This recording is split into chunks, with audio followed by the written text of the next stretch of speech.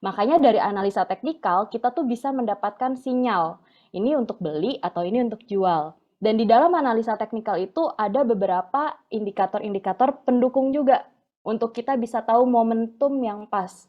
Ini saat saat sekarang harganya udah untuk jual atau justru untuk saya beli ya gitu. Nah, ini kalau bicara hal-hal seperti itu kita bicara analisa teknikal.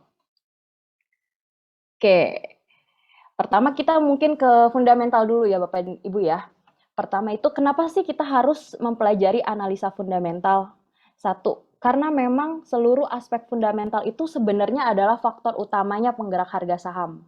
Mau itu fundamental secara makro, terus mengerucut ke mikro gitu ya, atau bahkan fundamental yang bersifat kuantitatif yang kita hitung gitu. Angka-angka dari laporan keuangan atau sampai dengan ke kualitatif. Kualitatif itu di luar angka-angka ya Bapak dan Ibu ya. Jadi kualitatif itu bisa berupa kekuatan dia terhadap peersnya, terhadap kompetitornya, atau bisa juga dia merupakan market leader atau enggak gitu. Jadi kalau kita bicara di luar angka-angka itu analisa fundamental kualitatif. Oke, yang kedua, kenapa kita harus mempelajari analisa fundamental? Ya tentu untuk membantu kita sebagai investor bisa meminimalisir resiko yang ada dan sekaligus bisa mengoptimalkan profit. Kok gitu? Ya jelas, karena kalau kita mempelajari analisa fundamental, minimal kita bisa tahu kondisi ekonomi saat ini itu kira-kira dapat menggerakkan sektor apa. Kira-kira kita bisa melihat peluang sektor apa yang akan diuntungkan gitu. Jadi dengan analisa fundamental kita bisa meminimalisir risiko kerugian dan pasti mengoptimalkan profit. Oke, yang ketiga, analisa fundamental itu bisa membuat kita secara psikologi untuk percaya diri ya. Karena di dalam analisa fundamental itu kita benar-benar tahu, kita benar-benar kenal, bahkan minimal kita tuh tahu bisnis atau bidang usahanya dari suatu saham yang kita punya. Jadi analisa fundamental tentu membuat kita menjadi lebih percaya diri karena kita kenal gitu ya sama bisnisnya, sama ya mungkin produknya gitu. Terus kita juga tahu apa sektoralnya itu ternyata masih mendukung, masih akan oke gitu ya di masa-masa ekonomi seperti ini gitu. Jadi analisa fundamental tentu membuat kita jauh lebih confidence. Oke, dalam pendekatan analisa fundamental itu terbagi dua. Nah, ini ada bottom up approach. Kalau Bapak dan Ibu lihat segitiganya segitiga normal gitu ya, nggak terbalik. Kalau bicara terbalik itu top down approach atau bottom up atau top down analysis ya. Nah, bedanya itu apa? Bedanya itu kalau kita bicara top down itu kita bicara secara generalnya dulu, makronya dulu. Mengerucut lagi ke sektor, mengerucut lagi ke industri, baru ke eh, kinerja keuangannya, kinerja perusahaannya. Nah, kalau kita bicara bottom up, kita nemuin dulu perusahaannya. Baru kita analisa secara sektornya, kita analisa industrinya, kita nganalisa makroekonominya gitu. Nah, kedua pendekatan tersebut ini punya tujuan yang sama, yaitu untuk mencari saham-saham yang kira-kira layak kita koleksi atau kita akumulasi gitu ya di dalam portfolio investasi kita. Nah, ini kalau bicara, oh saya tuh lebih mana sih gitu, sebaiknya pakai yang mana, ini tergantung dari style Bapak dan Ibu sekalian ya. Tapi biasanya kalau kita ini memang individu gitu ya, biasanya sih kita analisa secara bottom up approach ya. Jadi kita tahu dulu perusahaannya itu apa, terus kita analisa dulu kira-kira kinerja keuangannya sehat atau enggak, kemudian kekuatan dia dengan kompetitornya seperti apa, baru kita analisa industrinya, sektornya, baru secara makro masih mendukung atau enggak. Tapi kalau biasanya kita adalah institusi, ya biasanya kita tahu dulu secara makro, kemudian mengerucut lagi gitu ya. Semakin ke bawah, semakin mengerucut ke keuangannya atau kinerjanya. Nah, faktor yang mempengaruhi pergerakan harga saham. Ini di sini contohnya itu saya pakai top to down analysis ya. Jadi yang pertama itu kita bisa analisa secara global dulu. Nah, global itu apa sih? Global itu banyak sekali ya Bapak dan Ibu ya. Kita bicara global itu ada bicara tentang ekonomi secara global. Ada juga bicara tentang geopolitik. Ada juga bicara tentang sentimen market. Sentimen market tuh apa? Sentimen market ya contohnya saat ini Omicron ya, Bapak dan Ibu ya, COVID-19. Penyebaran Omicron di global masih cukup tinggi. Ada beberapa negara-negara yang sampai saat ini pun masih menerapkan pembatasan aktivitasnya ya. Jadi Omicron itu sebenarnya juga masih menjadi sentimen market yang sebenarnya kurang baik juga. Gitu. Memang banyak yang klaim bahwa Omicron ini katanya nggak separah Delta. Tapi ternyata penyebarannya jauh lebih cepat ya Bapak dan Ibu ya. Jadi ini tentu juga menjadikan suatu sentimen yang masih kurang baik juga secara global. Kemudian apalagi sih sentimen-sentimen global? Kita bisa perhatikan ada geopolitik ya, ada masalah ketegangan dari Rusia dan juga Ukraina gitu yang katanya mereka ya semoga nggak perang ya Bapak dan Ibu ya, tapi katanya udah semakin panas. Nah, masalah geopolitik, masalah sentimen market tentang, COVID-19, Omicron, dan lain sebagainya, itu menyebabkan di market saham khususnya ya, itu menyebabkan ketidakpastiannya cukup tinggi nih Bapak dan Ibu. Tidak pastinya tuh apa? Tidak pastinya tuh banyak rumors yang beredar, katanya mau perang, katanya, bla bla bla gitu ya. Nah, ketidakpastian yang tinggi itulah gitu, yang, sebenarnya cukup menggerakkan pasar saham seluruh dunia. Bahkan tadi pagi aja 3 indeks utama Wall Street itu ditutupnya koreksi semua ya Bapak dan Ibu. Bisa mungkin nanti Bapak dan Ibu cek di Wall Street itu dini hari tadi ditutupnya luar biasa koreksi dalam. Dow Jones-nya -1% lebih, S&P 500 sama Nasdaq bahkan minusnya 2% lebih gitu. Ini karena ketidakpastian geopolitik tersebut ya. Dan geopolitik itu juga sebenarnya nanti dampaknya bisa kemana-mana nih Bapak dan Ibu nih, khususnya kepada supply and demand harga-harga komoditas ya. Jadi itu akan sedikit terganggu. Nah kemudian juga tidak luput dari kebijakan ekonomi. Kebijakan ekonomi ya bukan dalam negeri aja, tapi kan kita lagi analisa secara global berarti kita lihat negara-negara besar nih, negara-negara yang ekonominya besar seperti Amerika Serikat ya. Kemarin kan dikabarkan memang akan memperketat kebijakan moneternya ya. Dia akan menaikkan suku bunga acuan nanti di bulan Maret tahun ini karena memang inflasinya udah tercatat naik terus. Inflasi Amerika Serikat udah 7,5% ya, 7,5%. 7,5% itu udah level yang tertinggi selama 4 dekadenya mereka, 40 tahun. Jadi ya memang dirasa perlu untuk bank sentralnya mereka, dalam hal ini The Fed, untuk kembali mengetatkan kebijakan moneternya, kembali untuk menaikkan suku bunga acuannya. Nah, kemudian kita mengerucut nih di dalam lokal atau mungkin sebelumnya ke regionalnya ya. Karena kan harga saham itu juga sangat terpengaruhi juga dengan bursa-bursa regional. Nanti Bapak dan Ibu bisa analisa kira-kira dari bursa regional sendiri itu gimana nih? Ada optimisme yang tercipta atau justru malah tekanannya banyak sehingga koreksi semua bursa-bursa Asianya gitu ya. Tetangga-tetangga kita dulu nih yang dekat. Nah, kemudian baru ke dalam mengerucut lagi ke dalam lokalnya. Kita lihat lagi sentimen apa yang kurang lebih mempengaruhi harga saham. Boleh lihat dari indikator makroekonomi seperti suku bunga Bank Sentral ya, Bank Indonesia.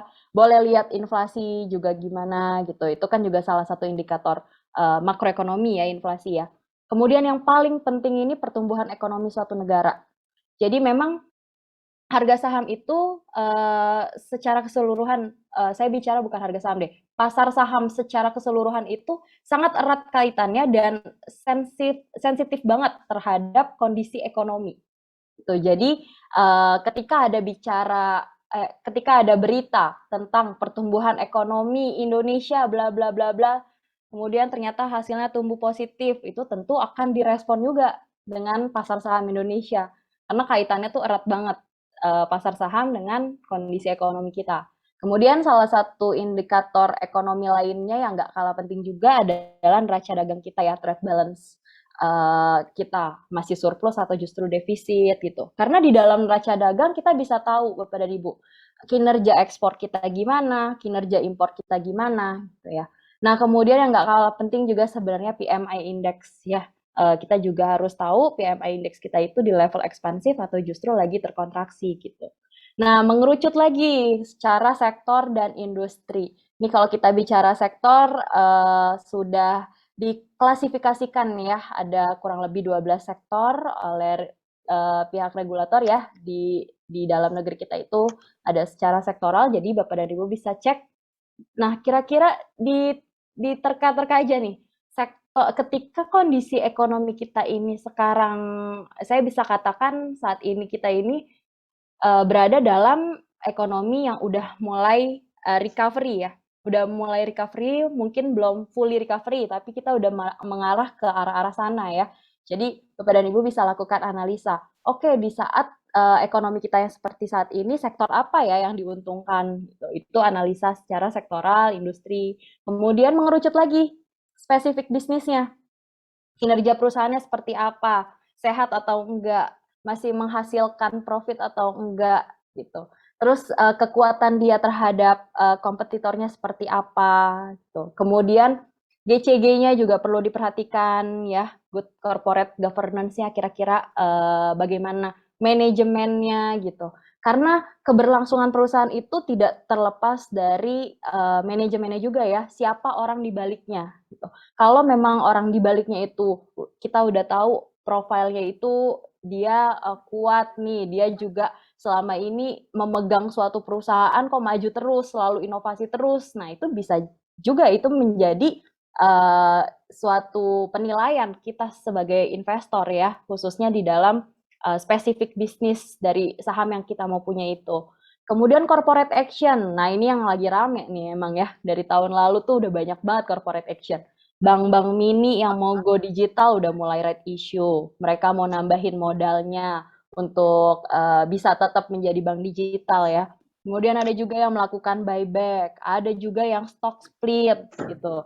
Kemudian juga banyak kemarin yang merger, akuisisi dan lain sebagainya ya.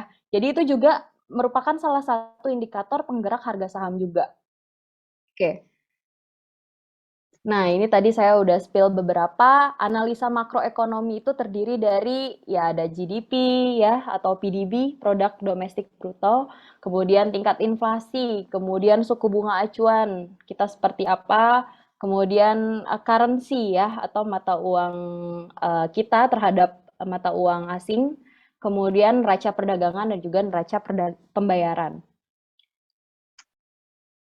Nah, ini tadi saya baru simpulkan, ini indikator-indikator makroekonomi dalam negeri kita ya. Jadi GDP kita itu full year selama setahun kemarin 2021 kita ini masih luar biasa ya teman-teman ya. Kita masih tumbuh 3,69%. Ini tumbuhnya signifikan dibanding di tahun 2020. Ekonomi kita sepanjang tahun 2020 itu justru terkontraksi minus 2,07%. Tapi di 2021 kita mampu bangkit, ekonomi kita bagus, sehingga realisasinya 3,69%. Nah, makanya nggak salah ya kalau pasar saham kita juga semakin ke sini responnya kok semakin bagus gitu ya. Bahkan selalu mencatatkan new all time high. Tadi aja kita dibuka itu menguat udah di 6837 kalau nggak salah tadi hari ini IHSG ya. Kemarin ditutup koreksi, ya koreksi wajar saya pikir karena juga asingnya juga udah mulai net sell. Padahal sejak awal tahun kalau kita akumulasikan sebenarnya asing masih inflow ke market saham kita ya teman-teman ya. Kemudian suku bunga acuan BI juga masih dipertahankan di 3,5%. Ini level terendahnya nih 3,5%. Lending facility rate juga masih di 4,25%, deposit facility rate juga masih di 2,75%. Jadi kita lihat juga dari bank sentral pun masih mendukung kita untuk sepenuhnya pulih ya secara ekonomi. Kemudian neraca dagang, kemarin juga udah rilis, neraca dagang kita masih tercatat surplus 930 juta. Kalau mau dibandingin dengan previous, kita memang tumbuh melambat, tapi sebenarnya masih positif karena masih tercatat surplus ya. Dan kalau kita mau lebih detail lagi ke dalamnya, ekspornya itu ternyata masih tercatat tumbuh 25,31% year on year, walaupun dibanding periode previousnya itu ekspor kita itu kecenderungannya melambat ya Bapak dan Ibu ya. Ini tidak lain tidak bukan karena kita kemarin itu sempat ada larangan ekspor. Jadi memang dinilai wajar oleh market juga kita tetap tumbuh 25,31% year on year. Kemudian dari sisi import juga kita masih ada pertumbuhan walaupun melambat dibandingkan previousnya. Kita masih tumbuh 36,77% year on year. Nah, cadangan devisa juga kemarin udah rilis di minggu lalu. Cadev kita ini masih tergolong besar ya Bapak dan Ibu ya. Ini 141,34 miliar US dollar. Nah, ini masih cukup besar angkanya dan masih cukup untuk membuat bank sentral kita ini punya ruang untuk menstabilkan nilai mata uang kita ya terhadap mata uang asing. Oke. Ini indeks saham nih di bursa, tadi saya udah sebut dari pihak regulator udah mengklasifikasikan terhadap 12 sektor, jadi dibagi-bagi dan juga ada pengelompokan indeks saham. Ada LQ45, ada IDX 30, IDX High Div 20. Nah, ini juga indeks-indeks yang udah dibuat oleh pihak regulator, ini selalu dievaluasi kinerjanya. Jadi Bapak dan Ibu juga bisa gunakan indeks-indeks ini untuk jadikan acuan dalam pemilihan saham, dalam screening saham. Misalnya Bapak dan Ibu itu tipe yang, aduh saya mau carinya yang LQ45 aja lah, saham-saham yang udah jelas secara likuiditas baik. Ya, gunakan LQ45. Kalau memang concern-nya ke saham-saham syariah, cari di dalam indeks JII atau di ISI ya. Atau kalau Bapak dan Ibu ini termasuk investor yang carinya itu selain dari capital gain, carinya dividen juga. Nah, boleh jadikan IDX High Div 20 untuk indeks acuannya. Atau kalau zaman sekarang kan kayaknya orang-orang udah mau cari saham yang growth ya, yang perusahaannya grow gitu. Itu boleh juga dicari pakai indeks yang IDX growth. Kalau nggak salah itu ada juga. Nanti Bapak dan Ibu bisa gunakan indeks itu ya. Nah, analisa rasio fundamental pada aplikasi Ajaib. Di aplikasi Ajaib kita udah mudahkan banget Bapak dan Ibu untuk membaca rasio-rasio fundamental. Jadi udah nggak perlu dihitung lagi ya. Jadi nggak usah mentah ngelihat laporan keuangannya yang berlembar-lembar, bisa ratusan lembar ya Bapak dan Ibu ya. Walaupun saya rasa sih seru kalau kita baca laporan keuangan. Karena dari situ tuh udah banyak cerita di laporan keuangan itu. Ada cerita yang bisa kita dapat gitu. Nah, cuman di Ajaib kita udah provide, kita udah menyediakan rasio fundamental dalam tampilan yang sebenarnya mudah sekali untuk digunakan. Nah, di sini nanti Bapak dan Ibu bisa cek di bawahnya saham itu ada market overview ya. Nah, di bawahnya lagi bisa ke key statistik. Itu nanti ada menu namanya key statistik. Nah, itu isinya rasio-rasio fundamental Bapak dan Ibu. Nah, cara bacanya tuh gimana sih? Loh, saya kan nggak tahu rasio-rasio fundamental. Nggak perlu khawatir, karena Bapak dan Ibu bisa lihat kita sudah menyediakan yang namanya competitive ranking di bagian paling kanan. Nah, itu nanti ada semacam icon piala, kemudian di sampingnya itu ada angkanya, ada hashtag terus angka. Itu nanti Bapak dan Ibu bisa lihat. Kita udah kasih ranking di situ. Jadi misalnya saham Elsa, ini contoh ya, ini disclaimer, ini bukan suruhan untuk beli Elsa ataupun jual Elsa. Jadi Bapak dan Ibu bisa lihat, oke, rasio fundamental si Elsa dalam misalnya kita lihat dalam rasio, oke kita katakan PBV-nya ya. Saya di sini nggak kebaca soalnya agak buram. PBV-nya, misalnya Elsa ini punya PBV, kemudian dari icon piala tersebut dia ranking 2 misalnya ya. Jadi kalau kita bacanya tuh gini, oke, Elsa ini dia punya rasio PBV yang ranking 2 terhadap peers-nya di dalam satu sektor gitu. Jadi kita bisa simpulkan, oke, Elsa dari PBV ternyata dia unggul, dia ranking 2 dibandingkan dengan kompetitor lainnya dalam satu sektor yang sama gitu. Kemudian boleh lihat lagi rasio yang lain, dia masih ada pialanya nggak, dia masih ada rankingnya nggak gitu. Nah, dari ranking-ranking tersebut nanti itu bisa membantu Bapak dan Ibu menyimpulkan saham Elsa ini rasio PBV-nya baik, rasio solvensi di DER-nya juga baik, dia sehat gitu. Nah, ini kira-kira balik lagi ke profil risiko Bapak dan Ibu sekalian. Ini cocok untuk diinvestasikan atau enggak saham Elsa ini? Karena rankingnya udah banyak loh gitu. Nah, ini ada tips juga dari saya, mencari perusahaan terbaik dengan melihat laporan keuangannya ya. Jadi Bapak dan Ibu bisa lihat dari sisi misalnya ngelihat neracanya. Kira-kira ini perusahaan dia punya kekayaan yang cukup atau enggak? Kriterianya satu, asetnya itu naik selama 3 tahun terakhir. Kemudian modalnya naik atau enggak selama at least 3 tahun terakhir. Boleh kalau misalnya mau lebih panjang lagi, 3 sampai 5 tahun terakhir. Kemudian current rasionya itu dia lebih dari satu atau enggak, gitu ya. Current rasio itu kita untuk melihat asetnya dia. Asetnya itu dia lebih dari satu atau enggak, gitu. Kemudian DER ya, dari sisi rasio solvensi nih, tingkat kemampuan dia untuk membayar kewajiban secara jangka panjang, debt-nya, debt to equity ratio. DER-nya itu kalau yang baik adalah DER-nya kurang dari satu atau kurang dari 100%. Jadi kalau misalnya perusahaan itu, contoh tadi Elsa ya, DER-nya ternyata lebih dari satu, DER-nya itu ternyata lebih dari 100%. Waduh, berarti boleh jadi warning ya, karena Elsa ini punya kemampuan pembayaran kewajiban jangka panjang yang kurang baik gitu. Oke, kemudian itu contoh ya Bapak dan Ibu ya. Oke, kemudian khusus perbankan. Kalau khusus perbankan itu kita tahu ya bahwa bisnisnya dia itu kan menyalurkan kredit. Jadi tentu pasti DER-nya tinggi-tinggi gitu ya. Nah, khusus perbankan yang diperhatikan itu adalah capital adequacy rasionya atau CAR-nya. Ya, jadi CAR-nya itu lebih dari 8% atau enggak. 8% itu dari mana? Ini adalah angka idealnya dari pihak regulator juga ya, sudah memberikan CAR yang sehat untuk perbankan itu yang memiliki CAR di atas 8%. Oke, kemudian menghasilkan keuntungan atau tidak perusahaan tersebut. Boleh lihat di bagian laba ruginya. Di laba ruginya itu pertama perhatikan EPS-nya. EPS-nya itu naik terus atau enggak? Dia konsisten naik terus atau enggak? Boleh lihat EPS selama 3 tahun terakhir minimal atau sampai 5 tahun terakhir, itu juga boleh.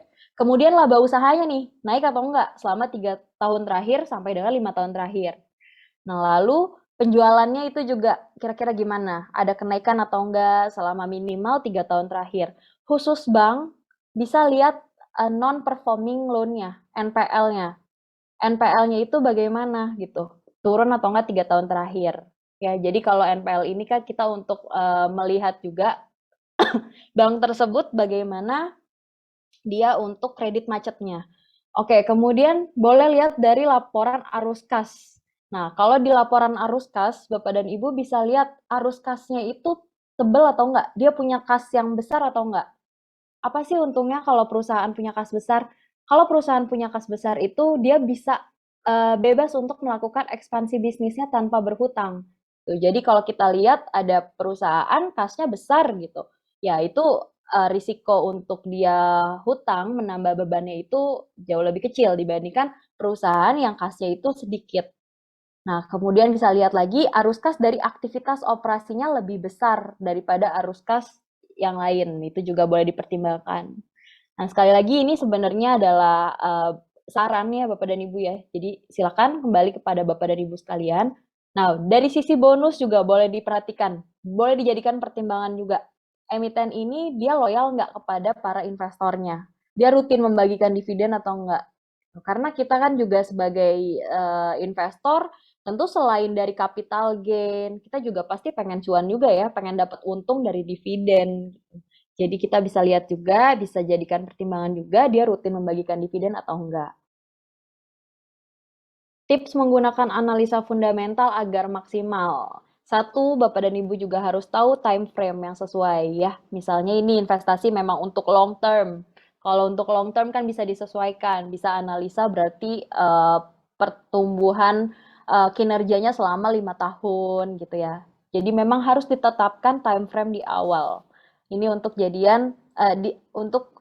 dijadikan acuan dari trading plan Bapak dan Ibu juga. Kemudian yang kedua, analisa fundamental itu adalah analisa data yang terjadi pada kinerja di masa lampau. Oleh karena itu, hindari menggunakan asumsi perhitungan valuasi yang terlalu tinggi. Nah, ini lebih kepada valuasi. Misalnya Bapak dan Ibu sudah paham bagaimana caranya mengetahui nilai valuasi perusahaan ini, harga wajar perusahaan ini. Jadi di sini saran saya jangan menggunakan asumsi yang terlalu tinggi gitu. Oke, kemudian yang ketiga, memperhatikan situasi dan kondisi sektoralnya. Ini tadi juga saya sudah jelaskan banyak di awal, kita harus tahu dulu situasi terupdate, current situation-nya ya, kondisi sektoralnya, ini banyak banget bisa dicari juga di berita, harus update-update juga baca berita, di Ajaib pun kita juga ada fitur news ya, jadi Bapak dan Ibu juga dalam satu aplikasi udah nggak usah kemana-mana, gunakan Ajaib aja. Oke, yang keempat, memperhatikan model bisnis emiten. Nah, ini udah paling penting ya. Kita sebagai seorang investor, kita harus kenal, tahu betul tentang bidang usaha dari saham yang kita punya. Kemudian perhatikan perusahaan berdasarkan karakter sektoral. Ini karakter sektoral tuh apa sih? Ini contoh ya. Contoh komoditas. Tadi pagi saya lihat komoditas emasnya naik nih. Harga emas secara global naik. Tuh ya. Emas naik karena memang kan kondisi ketidakpastian di market global yang lagi tinggi ini kan biasanya emas itu naik karena dia merupakan safe haven ya Bapak dan Ibu ya. Jadi ketika ketidakpastian di market tinggi, biasanya emasnya itu positif. Nah, berarti komoditas emas lagi naik. Oke, emiten-emiten apa sih yang relate, yang secara karakter itu biasanya diuntungkan kalau harga emas lagi tinggi. Nah, itu boleh tuh dijadikan bahan analisa juga.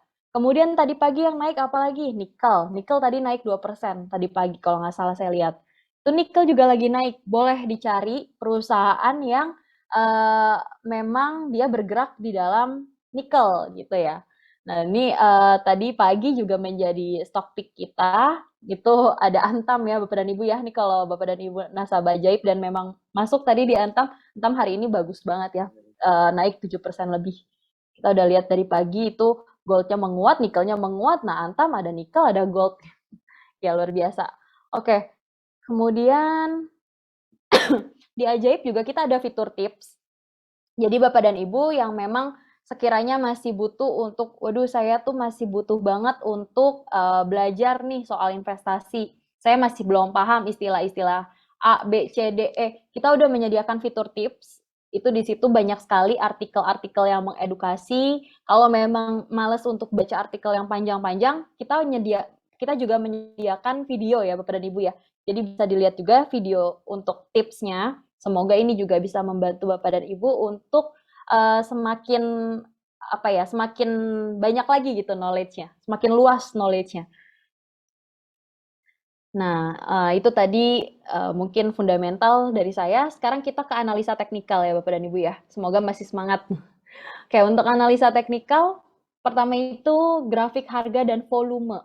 Ya, di analisa teknikal itu terkenal 3 model grafik. Yang pertama bar chart, line chart, sama yang paling terkenal candlestick chart. Ya, kalau Bapak dan Ibu lihat, kok namanya candlestick? Ya, karena memang dia bentuknya kayak candle, kayak lilin. Ada bodinya, kemudian ada shadow atau wick-nya ya. Itu kayak sumbu gitu ibaratnya.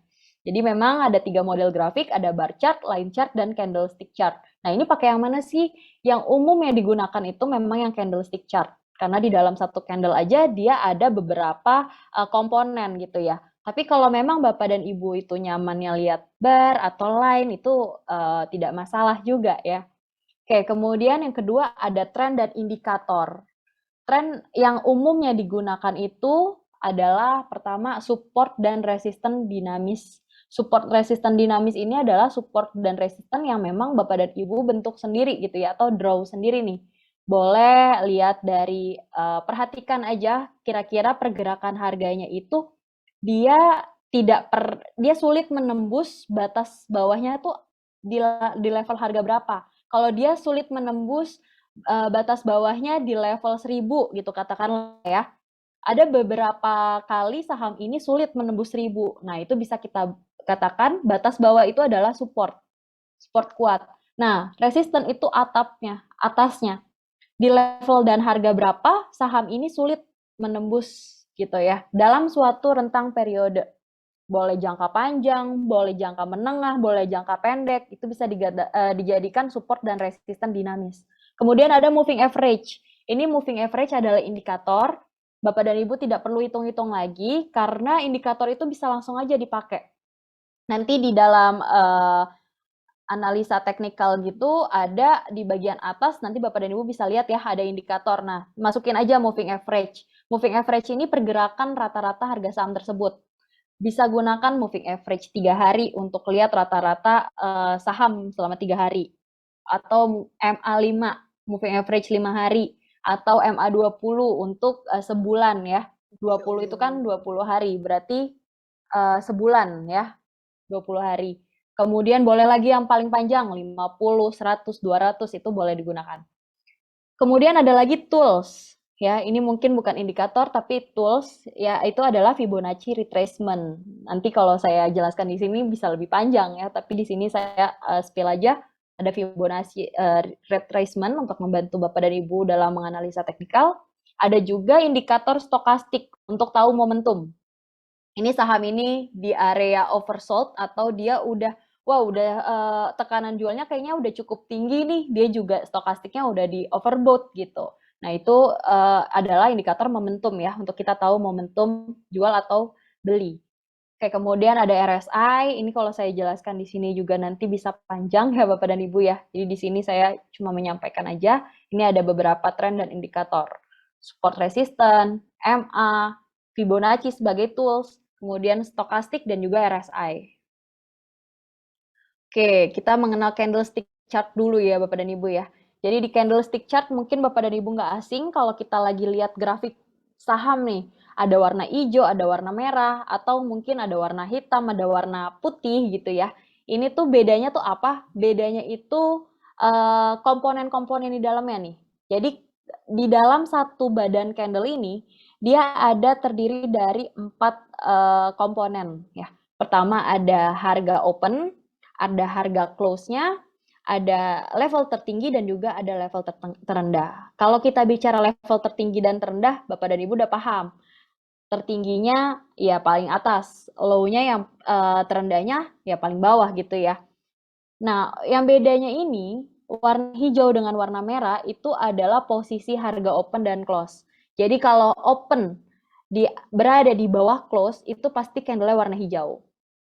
Kalau opennya di atas close, itu candlenya merah.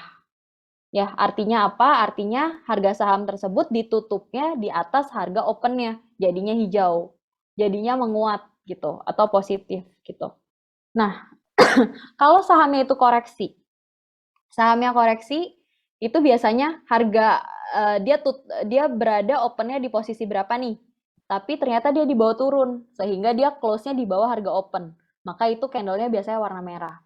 Nah, satu candle ini dia menggambarkan suatu rentang waktu tertentu. Jadi Bapak dan Ibu bisa custom, satu candle ini bisa jadi satu candle mingguan, bisa. Bisa jadi satu candle bulanan secara monthly, bisa. Bisa juga secara daily, bisa. Jadi satu candle ini menggambarkan suatu rentang waktu tertentu. Ya, tapi umumnya biasanya 1 hari. Harga opennya di hari tersebut berapa, harga close-nya berapa, low-nya berapa, high-nya berapa gitu. Warna candle-nya apa, hijau atau merah. Nah, ini ada banyak pola-pola candlestick yang memang sebenarnya dari pola candlestick yang terbentuk ini kita bisa dapetin sinyal.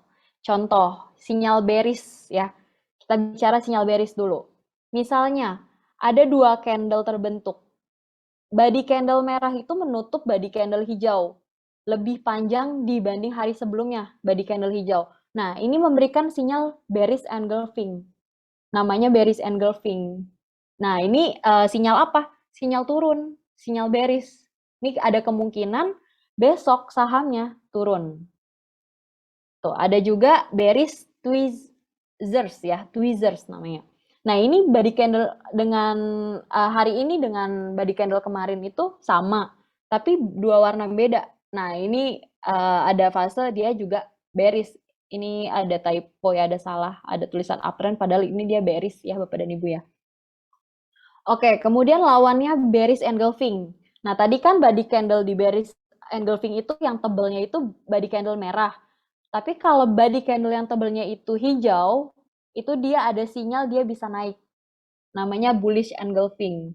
Nah, ini memang sedikit effort untuk kita hafal ya Bapak dan Ibu ya. Tapi saya yakin kalau Bapak dan Ibu terbiasa melihatnya, nanti juga hafal sendiri gitu. Nanti juga tahu, oke, wah ini bullish engulfing nih, wah ini bearish engulfing nih.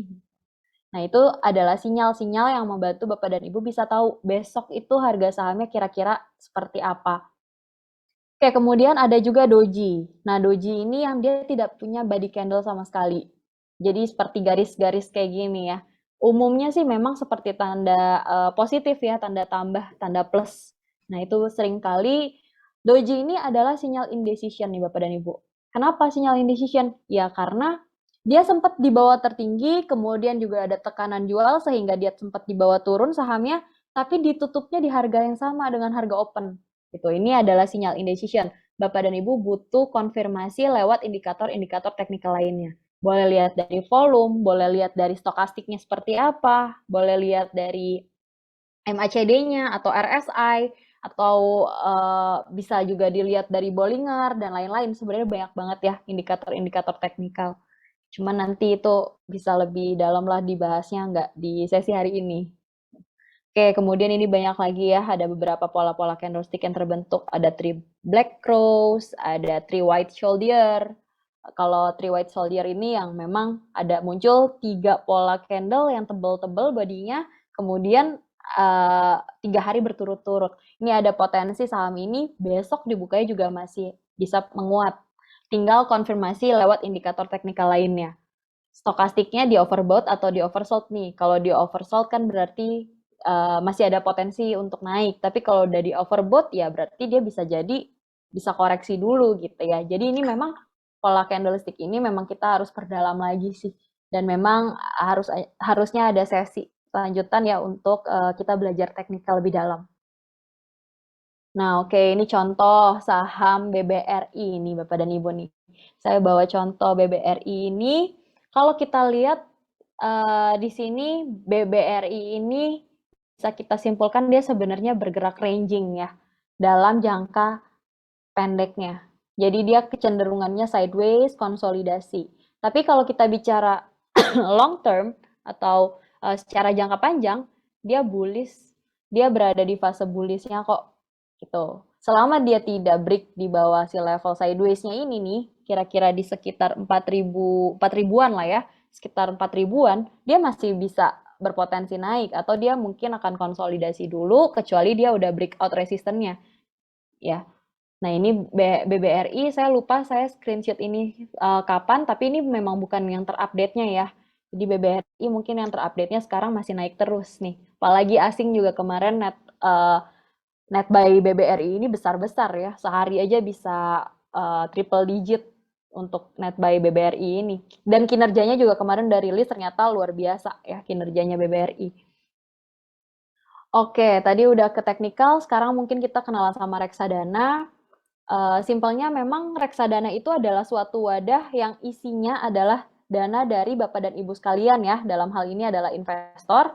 Kemudian dana tersebut dikelola oleh lembaga berwenangnya nih. Dalam hal ini adalah manajer investasi. Udah banyak sekali manajer investasi yang terdaftar di Indonesia, bahkan mungkin 100 lebih ya manajer investasi. Jadi kalau Bapak dan Ibu baca, misalnya ada PT bla bla bla Asset Management atau PT bla bla bla Investment Management, itu adalah manajer investasi ya, lembaga yang berwenang untuk mengelola dana dari Bapak dan Ibu selaku investor untuk nanti dikelolanya dibagi-bagi ke dalam portfolio efek sesuai dengan jenis-jenis reksadananya. Oke, jenis-jenis reksadana yang terkenal di Indonesia itu wah ini mohon maaf ya gambarnya sedikit berantakan nih Bapak dan Ibu nih. Tapi jenis-jenis reksadana yang terkenal di Indonesia itu ada 4 jenis. Ada reksadana pasar uang atau money market fund, ada reksadana pendapatan tetap atau fixed income fund. Ini namanya aja ya pendapatan tetap ya, tapi returnnya nggak pasti tetap kok. Karena memang peraturannya reksadana itu tidak boleh menjanjikan return yang tetap gitu. Itu memang sudah ada peraturannya ya, tidak boleh menjanjikan return yang tetap. Ini hanya namanya aja. Atau sering juga dikenal reksadana obligasi atau fixed income fund ya. Karena kenapa obligasi? Karena memang minimal 80% MI ini mengelola dana dari Bapak dan Ibu itu ke obligasi. Obligasi negara, obligasi korporasi, obligasi jangka pendek, jangka menengah, jangka panjang, pokoknya minimal 80% ke obligasi. Nah, kemudian reksadana campuran atau balance fund.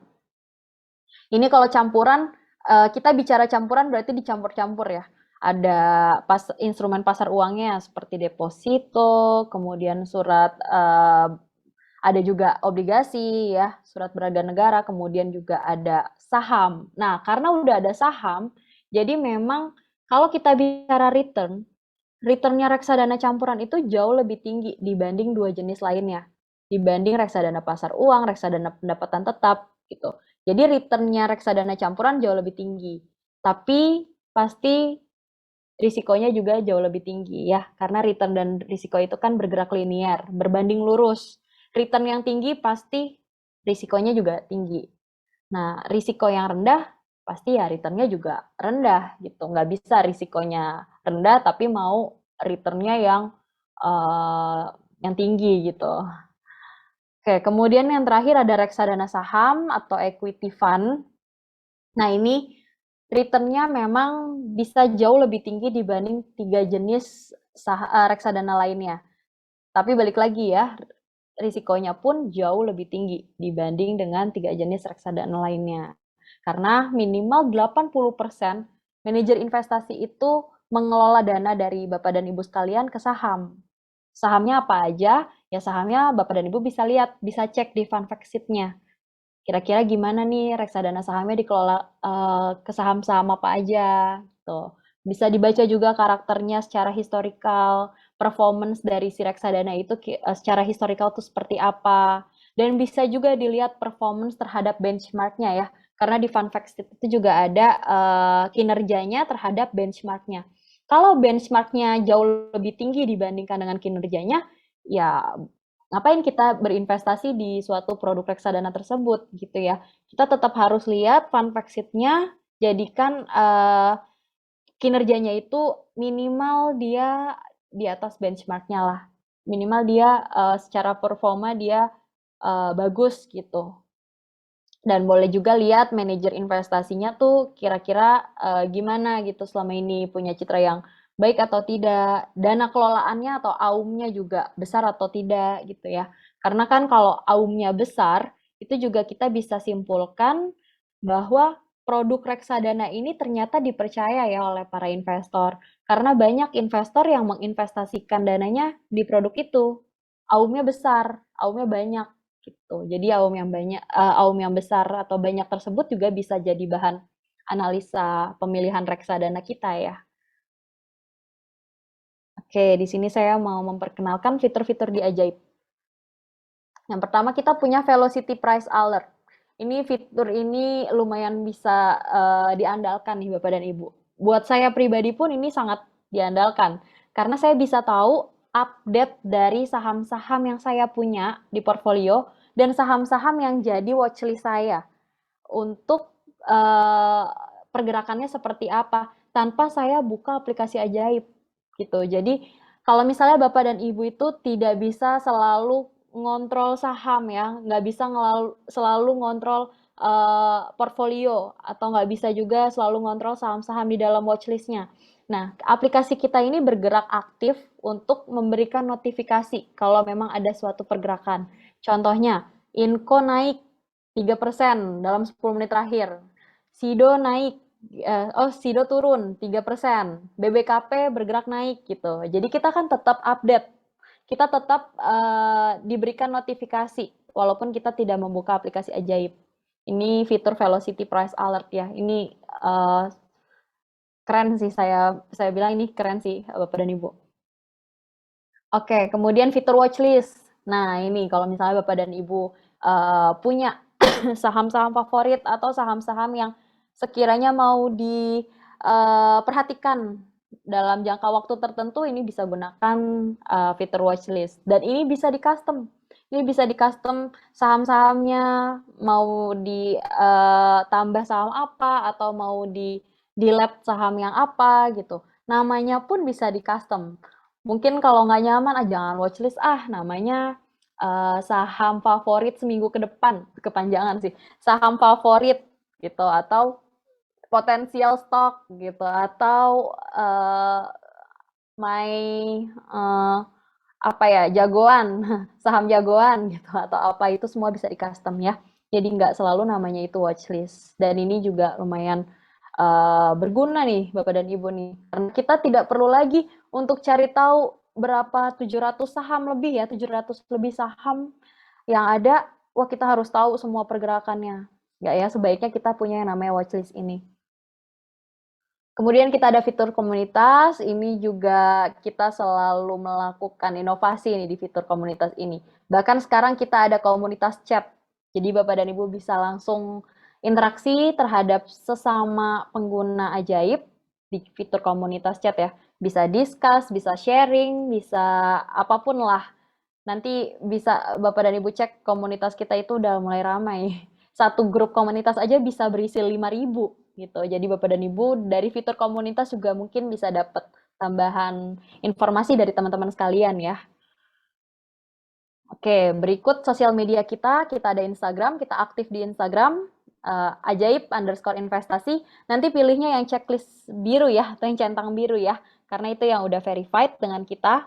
Kemudian ada Twitter, kita ada Facebook, dan ada YouTube. Boleh nih untuk YouTube juga di-subscribe ya, karena kita punya beberapa video-video edukasi yang Bapak dan Ibu mungkin bisa belajar dari situ. Oke, terima kasih dan sekian dari saya. Ya, terima kasih Mbak Cisti. Udah kenyang ya semua teman-teman ya tadi makan dagingnya. Gitu. Semoga bermanfaat nih buat teman-teman semua yang sudah menantikan apa sih bedanya untuk analisis fundamental dan juga teknikal dan juga produk-produk investasi yang lain, salah satunya reksadana yang tadi sudah disampaikan oleh Mbak Cisti gitu. Kita langsung aja kali ya Mbak ya, kita bacain pertanyaan yang udah ada di kolom komentar.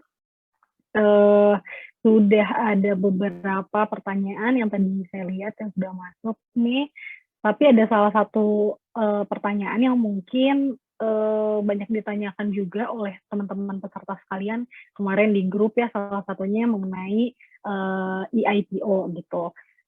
Mungkin di sini akan sedikit dijelaskan oleh Mbak Cisti kali ya. Ini pertanyaannya diwakili oleh mungkin oleh Kak Oktavian Kirana.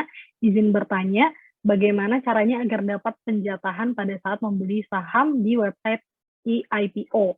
Apa sebab kita tidak mendapat penjatahan? Apakah jumlah pembeliannya terlalu kecil atau bagaimana? Mohon penjelasannya. Mungkin dari Mbak Cisti dulu, silahkan Mbak. Oke, tadi pertanyaan dari Kak Oktavian Kirana ya, Kak. Ya, Oke. betul. Terima kasih Kak Oktavian untuk pertanyaannya. Untuk saham IPO, bagaimana apakah jumlah pembelian terlalu kecil atau bagaimana kalau misalnya nggak dapet ya? Beberapa sebab. Oke, pertama mungkin kita bicara sebab teknis dulu kali ya. Kalau teknis, kita bicara teknis mungkin satu, apakah dananya sudah tersedia di RDN atau belum, Kak? Misalnya di saat penawaran umum ya. Jadi kalau misalnya kita udah konfirmasi kita mau mengikuti IPO tersebut, udah dipastikan dananya tersedia di dalam RDN, bukan di dalam buying power. Karena kalau di buying power itu kan berarti dana yang belum settle pun udah masuk ke dalam buying power. Tapi udah pastikan dananya ada di dalam RDN dan sudah sesuai dengan pesanan yang Kak Oktavian pesan. Itu yang pertama, dipastikan dulu. Yang kedua, jangan lupa checklist telah membaca prospektus ya Kak. Ini juga bagian yang krusial banget secara teknis. Jadi harus di checklist udah membaca prospektus atau belum ketika kakak melakukan konfirmasi. Nah, untuk soal penjatahan ya, kalau soal penjatahan memang penjatahan itu sudah ditentukan oleh pihak penjamin emisi ya atau underwriter-nya atau pihak emiten sendiri gitu. Jadi di sini tidak menjadi ranah saya untuk menjawab bagaimana untuk mendapatkan penjatahan suatu saham IPO tersebut gitu. Mungkin tadi saya membantu menjawabnya secara teknis aja gitu Kak. Semoga menjawab. Oke, terima kasih untuk Mbak Cisti. Mungkin dari Pak Ngurah juga ada ini Kak Pak, ada tips untuk teman-teman peserta sekalian karena memang excited banget nih ya banyak pertanyaan mengenai EIPO ini. Apakah Pak Ngurah masih di tempat Pak? Ya, masih Mbak. Oke. Mungkin ada yang bisa di-sharing sedikit Pak mengenai IPO ini, karena teman-teman nih banyak banget yang excited nih Pak mengenai IPO. Iya, sebenarnya mungkin tadi hampir sama sih dengan yang disampaikan Mbak Cisti ya. Memang sih ya kesempatan teman-teman untuk dapat saham waktu di IPO yang bisa dilakukan ketika book building gitu ya, sudah mulai memasukkan penawaran, kemudian juga ketika masa offering juga ada udah bentuk harga juga bisa ya, seperti itu. Ya, tapi memang kembali lagi untuk terkait penjatahan ini kan memang tergantung dari si ini ya perusahaan itu sendiri, kemudian juga dengan si underwriter-nya gitu kan, underwriter-nya yang kemudian melakukan penjatahan. Memang lebih transparan bahkan ketika sistem IPO ini diberlakukan ya, dibandingkan dulu sebelum menggunakan IPO gitu, bahkan banyak yang kadang-kadang kok nggak dapet gitu ya, bahkan dapatnya kecil gitu. Nah, jadi kembali lagi kalau memang jumlah yang didapatkan kecil, mungkin kondisinya memang oversubscribe gitu ya. Jadi memang prosentasenya lumayan cukup tinggi yang ini memesan ya. Jadi kembali lagi tadi mungkin kesempatannya pada waktu book building langsung melakukan pemesanan ataukah di masa offering tadi ya. Itu kira-kira Mbak Gia. Oke, terima kasih Pak Ngurah. Ya buat teman-teman mungkin ini ya banyak yang battle juga nih di IPO gitu. Jadi saya doakan good luck gitu, semoga aja dapat yang sesuai yang diinginkan gitu ya untuk IPO-nya. Oke, kita langsung ke pertanyaan selanjutnya aja. Ini udah ada lumayan banyak nih. Sebentar. Oke. Nah, ini ada pertanyaan dari Kak Rizky Maulana. Bertanya, Kak, biasanya koreksi itu kapan? Apa yang menyebabkan? Lalu, apakah itu bisa downtrend atau bisa lanjut uptrend? Silahkan untuk Mbak Rizky dulu, Mbak, pencerahannya. Oke, terima kasih Kak Rizky Maulana untuk pertanyaannya. Pertanyaan itu, Kak, biasanya koreksi kapan? Apa yang nyebabin? Terus apakah itu bisa downtrend atau bisa lanjut uptrend? Oke, pertama saya bahas mungkin koreksi itu bisa terjadi kapan? Ya, pertama ketika harga saham tersebut itu udah rally-nya cukup panjang. Gitu. Jadi rally-nya atau naiknya tuh udah lama gitu ya, udah memang trennya naik terus gitu dari awal tahun bahkan atau mungkin dari tahun lalu gitu, dari akhir tahun udah naik terus gitu. Nah, itu bisa aja tercatat tiba-tiba koreksi. Ya, koreksi wajar. Kenapa? Karena bisa jadi investor-investor yang memang sudah punya sahamnya dari awal tahun tadi atau mungkin dari tahun yang lalu sebelumnya, itu udah mulai take profit, udah mulai merealisasikan keuntungannya.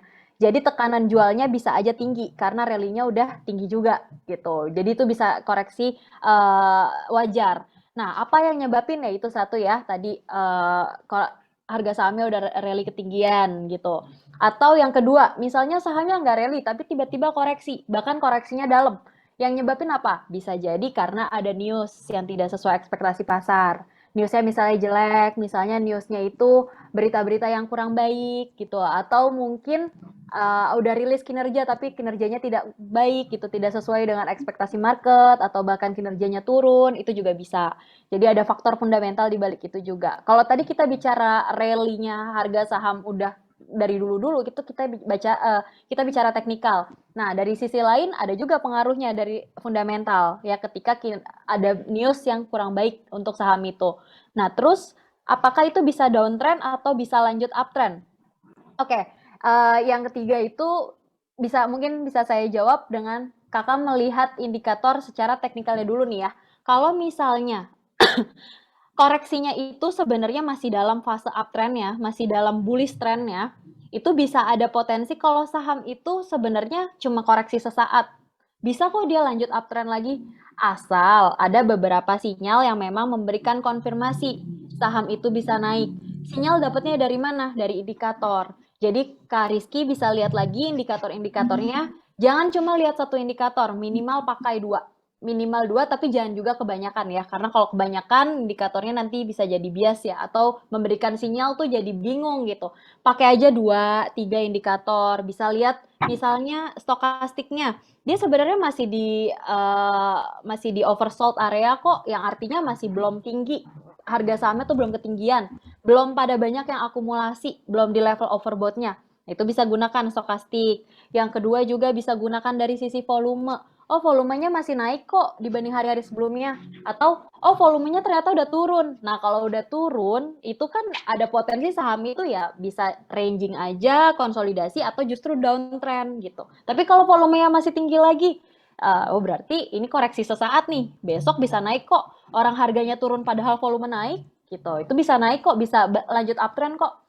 Nah, boleh lihat lagi pakai MA. MA-nya tuh misalnya MA 5-nya, MA 20, MA 50, MA 100. Kalau MA-nya ternyata oh dia masih di atas semua MA, dia aja masih belum breakdown MA ini gitu. Oh, berarti ada potensi untuk uptrend. Itu kita bicara teknikal ya. Tapi kalau kita bicara dari sisi fundamental, apakah itu bisa downtrend terus dan atau justru bisa uptrend? Kita bicara fundamental, kita bisa lihat ke kinerja keuangannya. Kalau sekiranya saham itu udah over value banget, harganya udah dinilai kemahalan gitu. Kemudian dari sisi growth-nya, dari EPS-nya juga, oh stuck aja nih, EPS-nya tidak ada mengalami pertumbuhan. Terus dari sisi kualitatif, kalau tadi kita bicara rasio ya, berarti kan seputar angka-angka. Kalau kita bicara kualitatif, kira-kira dia bisa downtrend atau uptrend, lihat dari kinerja perusahaan tersebut terhadap kompetitornya. Dia lebih unggul dibanding kompetitornya atau enggak? Dia berinovasi atau enggak? Dia punya ekosistem yang kuat atau enggak gitu? Kekuatan grupnya seperti apa? Kalau dia adalah sebuah perusahaan ini ya dari konglomerasi gitu ya, itu kan biasanya juga bisa lihat dari kinerja grupnya. Kalau emiten itu punya grup besar di belakangnya, dan grupnya itu ternyata kuat, ya masih ada potensi dong untuk dia bisa uptrend gitu secara jangka panjang. Gitu. Semoga menjawab ya Kak Rizky. Oke, terima kasih Mbak Cisti. Terima kasih Mbak Cisti untuk penjelasannya ya. Semoga menjawab. Suami pacar. Dan untuk mohon maaf ini saya mute dulu ya. Oke. Oke, mungkin untuk Pak Ngurah ada yang mau ditambahkan Pak, silahkan. Enggak, Mbak. Itu clear dari Ajaib pas yang jawabnya. Oke, siap. Terima kasih, Pak. Kita lanjut ke pertanyaan selanjutnya ya. Ada pertanyaan dari Kak Rizky Agung. Permisi, Kak. Apa yang harus kita lakukan jika mempunyai saham seperti Bumi, di mana harga turun dan kita tidak bisa cut loss karena tidak ada yang membeli? Terima kasih. Silakan Mbak Cisti untuk dijawab dulu. Oke, gimana ya saya menjawabnya? Terima kasih dulu pertanyaannya Kak Rizky ya. Bagaimana kalau misalnya kita punya saham Bumi gitu ya, harganya turun terus gitu. Ketika turun juga saya mau cut loss nggak bisa karena dari sisi likuiditas kurang baik gitu ya. Jadi saya mau cut loss, nggak ada yang beli gitu. Likuiditasnya kurang baik. Kalau kita udah terlanjur punya ya, Kak Rizky Agung bisa terus pantau ya saham Bumi itu. Jadi ketika ada pergerakan sahamnya sebaiknya lepas aja Kak, jual aja karena gini kita balik lagi kepada trading plan kita di awal. Kak Rizky ini bisa memilih saham ini alasannya apa? Kalau memang Kak Rizky ini pertama membeli saham Bumi itu kemarin karena lihat ada pergerakan dan udah nggak apa-apa saya masuk aja gitu. Saya beli aja lah saham Bumi siapa tahu nanti bisa naik. Nah, itu balik lagi tuh. Itu di awal tuh alasannya kalau kayak gitu, itu kan berarti alasannya kurang kuat ya. Karena Kak Rizky pun berarti nggak mempertimbangkan dari sisi kinerja perusahaannya juga gitu ya, fundamentalnya gitu terutama. Nah, jadi cara mengatasinya gimana? Jual aja ketika memang ada pergerakan. switch ke saham yang jauh lebih potensial, dari bisnis juga bagus, dan dari sisi likuiditas. Di sini Kak Rizky kan terjebak gara-gara nggak liquid. Jadi untuk menghindari risiko itu terjadi di saham yang lain, jadi dari sisi likuiditas kalau bisa yang bagus, yang baik gitu. Jadi nggak ada mimpi buruk lagi. Harga saham naik turun itu pasti.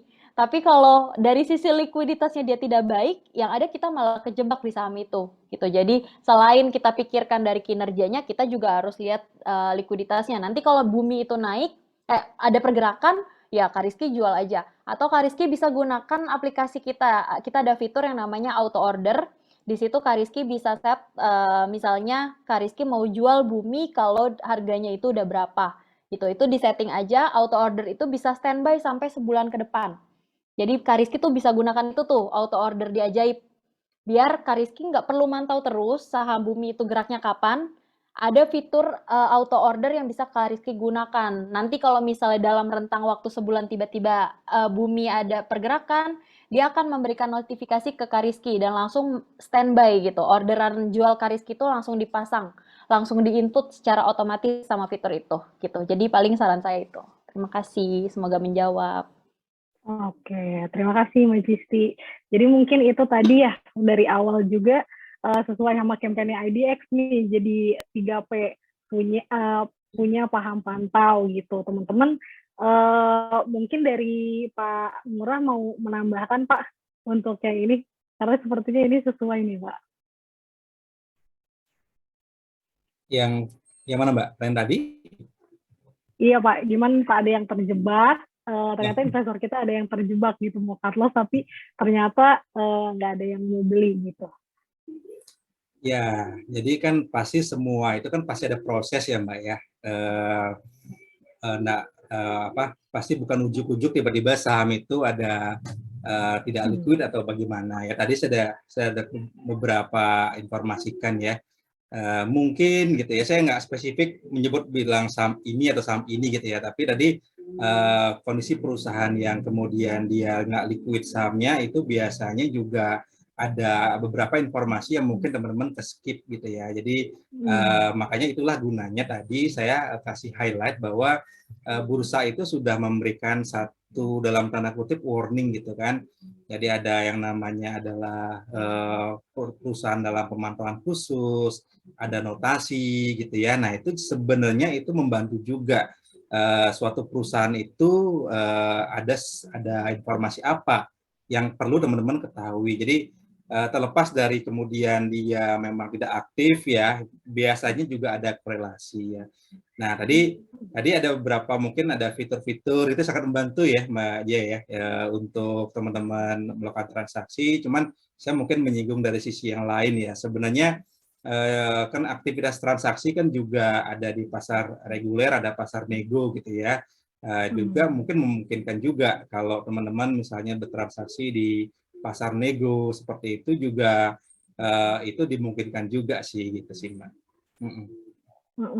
Oke, baik Pak, terima kasih. Tadi ada opsi yang lain juga ya dari Pak Ngurah gitu, nggak cuma di pasar reguler aja, jadi teman-teman juga mungkin bisa nanti di pasar nego juga ya. Dan jangan lupa untuk tetap terus dipantau aset-aset kepemilikannya gitu. Itu penting banget tuh Pak, karena saya kemarin baru aja ngobrol sama salah satu investor retail yang kekeh gitu, kalau punya udah anggap uang hilang gitu, padahal kan kita punya hak untuk memantau itu gitu ya Pak ya. Pas banget Kita harus kembali ke trading plan tadi ya. Jadi memang harus di awal gitu kan. Jadi kadang-kadang kan banyak yang berani untuk take profit, tapi tidak banyak yang berani ketika cut loss gitu kan. Cut loss, iya betul banget. Nah, ketika cut loss sudah terjadi loss gitu ya, artinya potensial loss, ya dibiarin terus-terusan seperti itu, bahkan melewati dari trading plan yang dia miliki. Akhirnya tambah dalam ya. Akhirnya itulah nyangkutersnya di sana jadinya itu. Kadang-kadang itu yang membuat dalam tanda kutip kapok gitu ya. Jadi jangan sampai artinya tadi tidak memantau kemudian keluar dari trading plan yang sudah dibuat di awal sih. Setuju Pak. Berharap ini kali ya balik modal, tapi ternyata nggak dilihat situasinya gitu, cuacanya kalau ternyata memang sudah harus cut loss. Oke deh, teman-teman mohon maaf banget nih, nggak bisa semua pertanyaan saya tanyakan, tapi mungkin ini ada salah satu, pertanyaan yang memang maksudnya bisa mewakili teman-teman semua yang di sini yang baru join di Ajaib juga ya. Jadi ini ada pertanyaan nih untuk, Mbak Cisti dan, Pak Ngurah gitu ya, Pak. Kalau misalkan suatu sekuritas nih bangkrut gitu ya, contoh ajaib lah ya, amit-amit sih semoga enggak gitu. Gimana nasib saham yang kita punya nih dan, apakah bisa diambil dan bagaimana caranya? Kurang lebih seperti itu. Silakan untuk dari Pak Ngurah dulu kali ya, Pak, ya? Silakan, Iya. Pak. Oke, nah ini pertanyaannya bagus ya, juga mungkin mewakili buat teman-teman yang punya pertanyaan yang serupa baru memulai berinvestasi di pasar modal. Ada mungkin kekhawatiran gitu ya. Jadi sebenarnya inilah tujuan kenapa ketika di pasar modal ini saya masih ingat ya, dulu itu kan dana investor itu ditaruh atau distorkan oleh investor itu ke rekening perusahaan sekuritas ya. Jadi beberapa tahun yang lalu itu seperti itu mekanismenya. Jadi investor store dana ke perusahaan sekuritasnya. Nah, itu ada potensi bahkan tidak hanya tadi ya, tidak hanya potensi bangkrut, tapi ada potensi fraud juga di sana. Nah, jadi regulator belajar dari situasi dan kejadian itu, makanya dikeluarkanlah kebijakan adanya RDN atau RDI, rekening dana nasabah. Ya. Jadi investor itu mentransfer dananya itu ke rekening dia pribadi, ya di bank ya, bukan rekening atas nama perusahaan sekuritas gitu. Nah, ini kembali lagi ke pertanyaan tadi, ini sebenarnya juga menjadi satu ini ya keamanan ya. Pertama adalah kan kalau investor itu kan menaruh dananya itu ke RDN ya, ke dana nasabah atau rumah pribadi. Itu yang pertama. Terus yang kedua, investor membeli produk katakanlah saham itu kan produk yang dimiliki oleh emiten gitu ya. Nah, let's say misalnya dananya itu sudah ada sebagian dalam bentuk portofolio saham ya, dan kemudian sebagian masih di RDN, tentunya tidak ada isu kalau misalnya tadi di perusahaan sekuritasnya itu bangkrut gitu kan, karena dananya itu kan di emiten, justru akan menjadi satu potensi resiko kalau emiten yang bangkrut gitu kan. Nah, jadi seperti itu. Kalau perusahaan sekuritasnya tidak ada kaitannya sebenarnya ya. Kemudian di RDN juga sama, kan di bank bukan di perusahaan sekuritas. Tapi tentunya kembali lagi ya, yang namanya ada potensi segala macam, antisipasi regulator itu selalu memberikan satu proteksi teman-teman ya. Makanya tadi saya jelaskan juga di awal ada yang namanya lembaga SIPF ya, Securities Investor Protection Fund ya. Jadi Ajaib ini saya yakin juga menjadi salah satu ini ya DPP ya. Jadi kalau jadi anggotanya dari SIPF gitu ya. Jadi kalau ada apa-apa ya, ada fraud segala macam gitu ya, itu juga tetap ada dana perlindungan ya.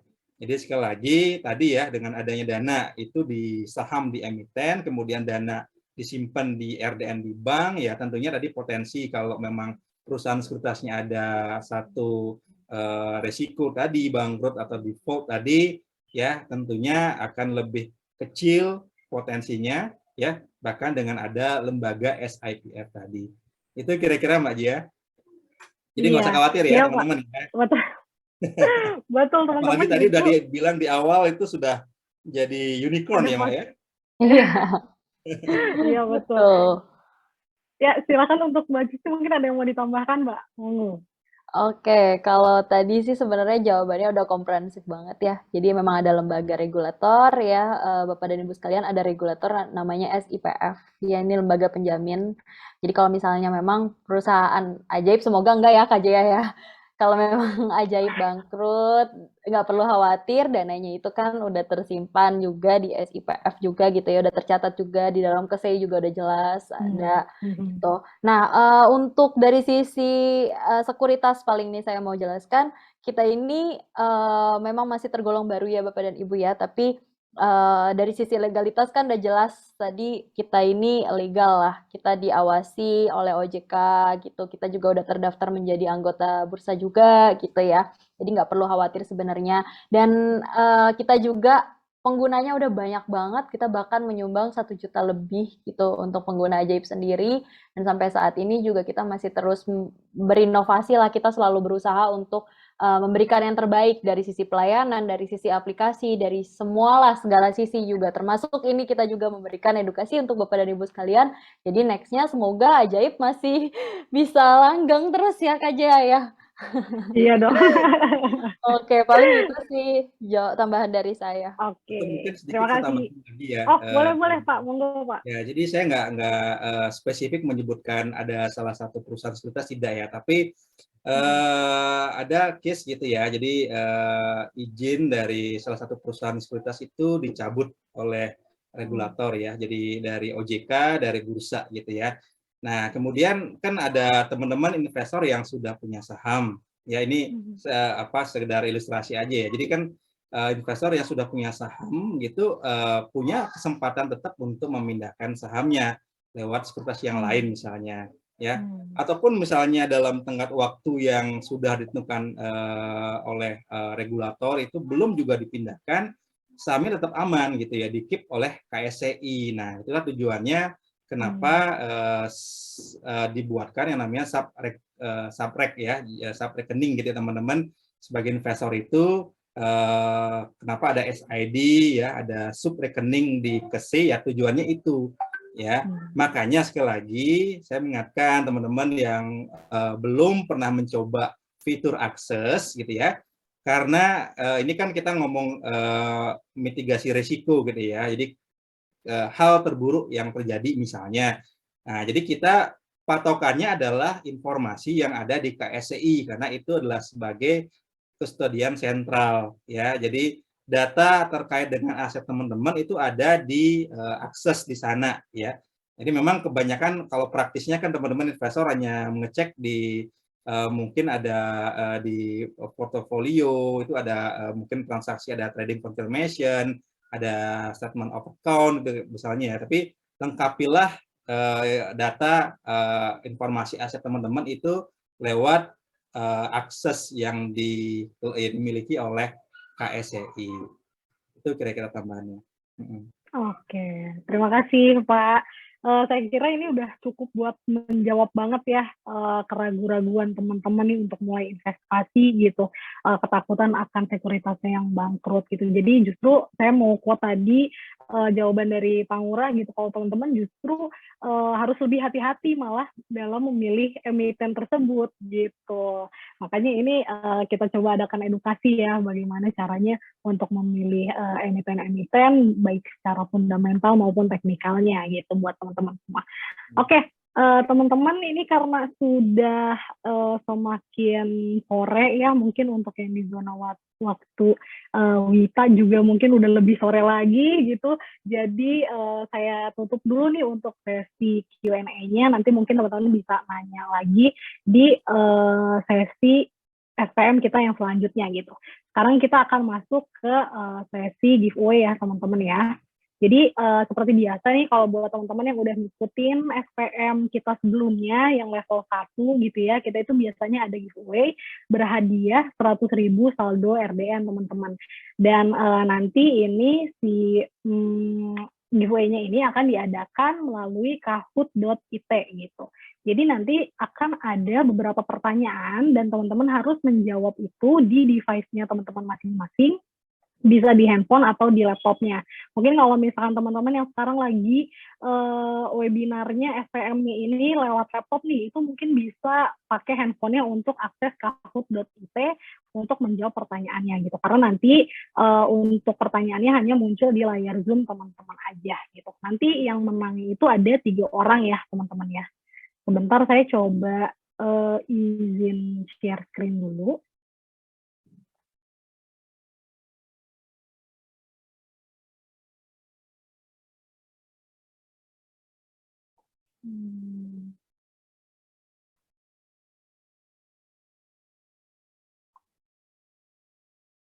Sudah terlihat ya teman-teman ya?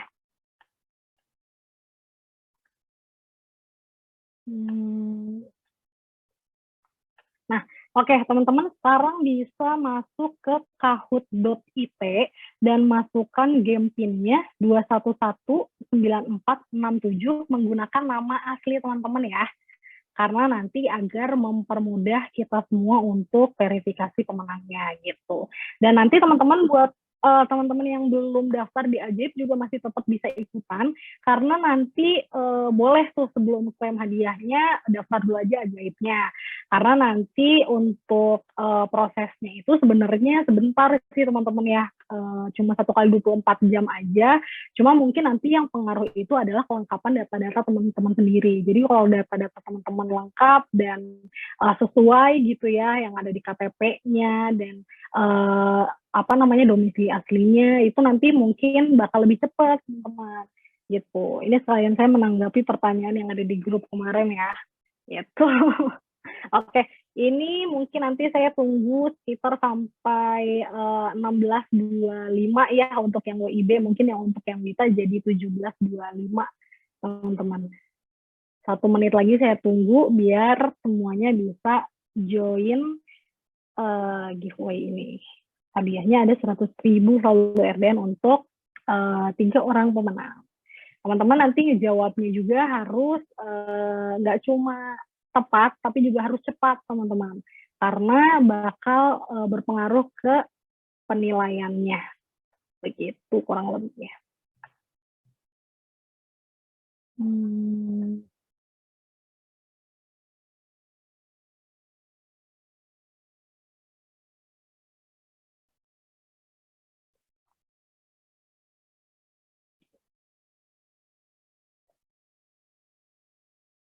Oke, masih ada waktu teman-teman. Mangga silahkan yang mau join. Boleh langsung aja join.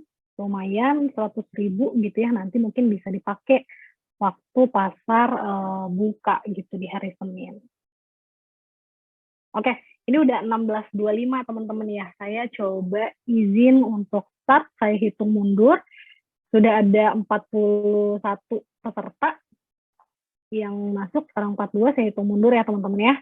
5, 4, 3, 2, 1.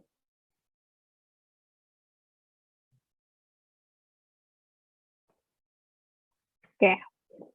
Pertanyaan yang pertama. Bukti kepemilikan seseorang atau badan usaha terhadap suatu perusahaan itu disebut apa?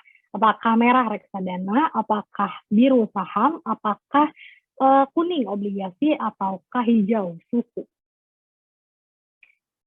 Teman-teman punya waktu sekitar 20 detik di setiap soalnya ya untuk menjawab. Soal sudah menjawab. Iya, ada 37 orang yang menjawab benar. Itu benar saham.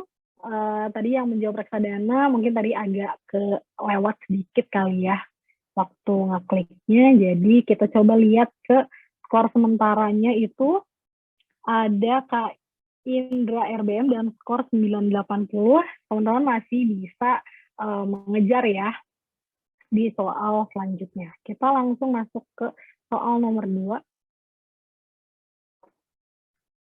Oke, ada berikut jenis-jenis reksadana kecuali apakah merah reksadana stabil, ataukah biru reksadana pasar uang, kuning reksadana pendapatan tetap, ataukah hijau reksadana saham.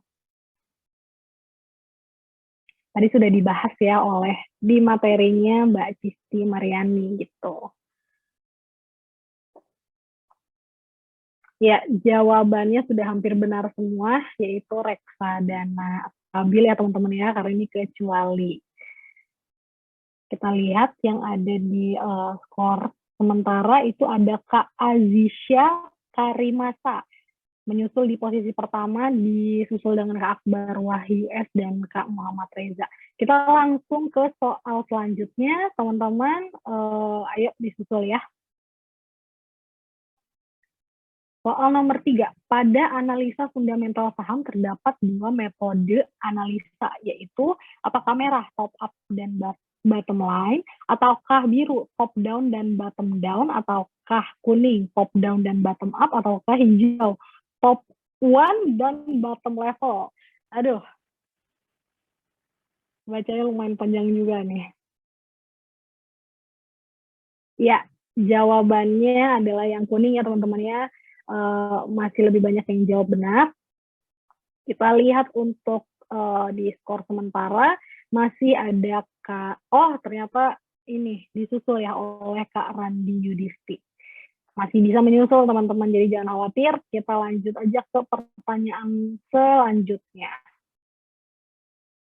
Lembaga pasar modal yang menyediakan layanan jasa kustodian sentral dan penyelesaian transaksi efek disebut apa? Apakah merah KPI, ataukah biru SPEI, ataukah kuning LPS, ataukah hijau OJK? Tadi sudah dibahas ya di materinya Bapak Ngurah juga, di materinya Mbak Cici juga sudah dibahas juga gitu. Ya, teman-teman masih banyak yang menjawab benar juga. Jawabannya itu adalah C ya, yang biru. Ada 29 orang yang menjawab benar. Kita lihat untuk skor sementaranya, ternyata nomor 1 disusul oleh KS Muslimat. Oke, kita lanjut ke pertanyaan selanjutnya, pertanyaan nomor 5. Di bawah ini merupakan lembaga self-regulatory organization kecuali atau apakah merah SPEI, ataukah biru KPI, ataukah yang kuning IDX, ataukah yang hijau Federal Reserve.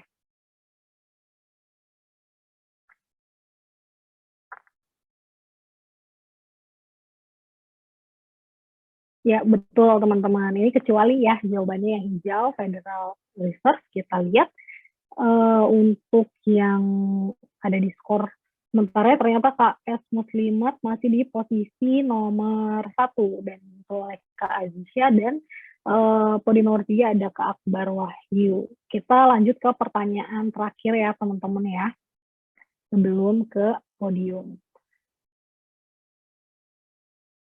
Oke, salah satu indikator makroekonomi dalam negeri yang mempengaruhi harga saham itu apa? Apakah merah harga tanah, ataukah biru produk domestik bruto atau GDP? Apakah yang kuning Fed Funds Rate, ataukah hijau jobless claim US?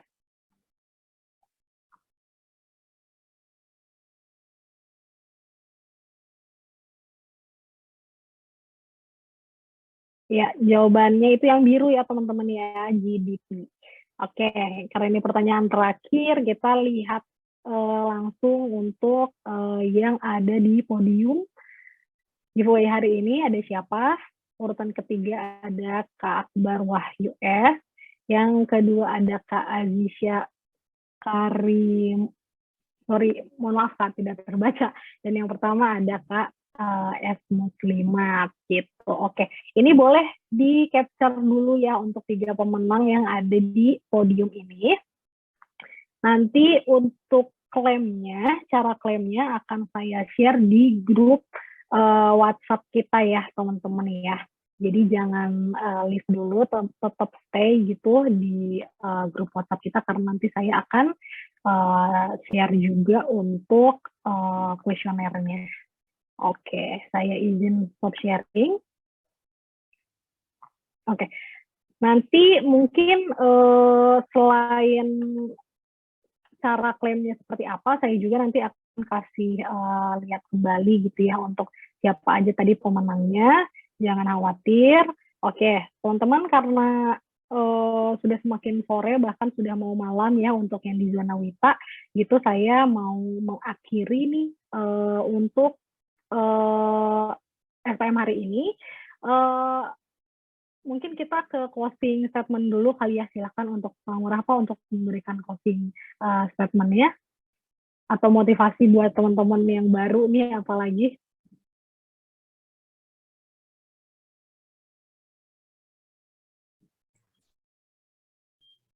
Oke, dari saya Mbak ya. Iya, silakan Pak. Oke, baik. Terima kasih banyak Mbak Jaya ya. Jadi teman-teman, ya, jadi dari awal sampai akhir ya, terima kasih banyak ya sudah menyimak ya. Mudah-mudahan tadi bisa diaplikasikan ya. Jadi cara paling singkat memang kalau ingin tahu lebih jauh ya, Ini khususnya buat teman-teman yang belum memproses rekening RDN-nya, ya proses dulu segera mungkin, karena biasanya kalau sudah punya rekeningnya, itu akan ada semangat-semangat untuk mempelajari lebih jauh, gitu ya. Nah, jadi kalau sudah kemudian punya rekening, ya jangan lupa tadi ya, sudah pahami, ya punya, pantau, ya kemudian, ya. Nah, itu yang memang beberapa hal yang teman-teman harus miliki, ya. Nah, jadi jangan tergiur dengan investasi-investasi yang nampaknya itu menggiurkan, tapi itu bisa menjerumuskan buat teman-teman ya. Jadi tetaplah jadi investor yang cerdas. Itu aja Mbak Jia. Ya, terima kasih banyak. Selamat sore. Ya. Iya, terima kasih banyak Pak Ngurah atas waktunya dan kesediaannya ya untuk materi dan ilmu-ilmunya gitu. Oke, silakan dari Mbak Cisti mungkin. Oke, dari saya mau terima kasih juga kepada teman-teman. Ternyata antusiasmenya tuh sampai akhir ya. Masih semangat belajarnya. Pokoknya teman-teman jangan putus asa. Kalau misalnya memang portfolionya sekarang masih cut loss, masih floating loss banyak, masih tebel gitu, jangan berkecil hati ya. Karena sometimes ya we win, ya sometimes juga ya maybe we will learn gitu ya. Artinya kita harus tetap belajar. Jadikan ini terus sebagai pengalaman. Karena kan guru terbaik kan katanya pengalaman ya teman-teman. Jadi dari pengalaman teman-teman bisa belajar kira-kira strategi investasinya itu udah sesuai atau belum, sudah menghasilkan banyak cuan atau belum. Terus belajar dan jangan mudah putus asa. Paling itu aja sih Kak Jia. Thank you teman-teman, thank you Pak Ngurah. Oke. Thank you buat Mbak Cici dan Pak Ngurah. Ya. Oke, terima kasih banget ya teman-teman ya. Teman-teman juga terima kasih banget nih udah mau bersedia belajar lagi nih sama kita hari ini. Semoga bermanfaat ilmu-ilmunya. Saya dari Janeta dari Ajaib. Mohon maaf jika ada kesalahan kata. Dan juga terima kasih yang pasti untuk Pak Ngurah dan Mbak Cici atas waktu dan ilmunya dan juga materinya. Teman-teman nanti bisa join ya di SPM kita selanjutnya. Akhir kata, selamat sore dan selamat malam teman-teman. Silakan untuk meninggalkan room. Terima kasih Pak. Ya, thank you Mbak ya. Sampai ketemu lagi.